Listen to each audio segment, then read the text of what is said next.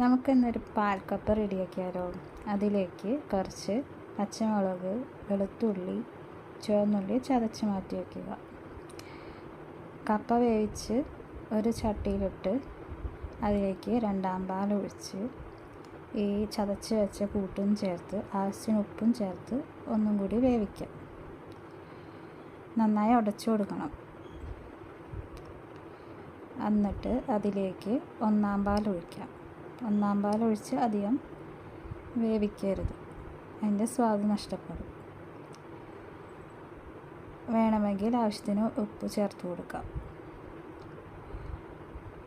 വളരെ സിമ്പിളായിട്ടുള്ളൊരു ഈവനിങ് റെസിപ്പിയാണ്. ഈവനിങ് അല്ല, നൈറ്റ് നമുക്ക് കഴിക്കാം.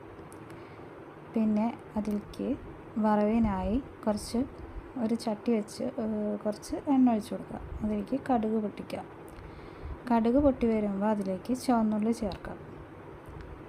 ചുവന്നുള്ളി നല്ലൊരു ഗോൾഡൻ ബ്രൗൺ കളറാവുന്ന വരെ വഴറ്റാം. അതിലേക്ക് കുറച്ച് ഉണക്കമുളകും വേപ്പിലയും കൂടി ചേർത്ത് കൊടുക്കാം. അത് നന്നായി മൂത്ത് വരുമ്പോൾ നമുക്ക് ചട്ടിയിലോട്ട് താളിച്ചൊഴിക്കാം.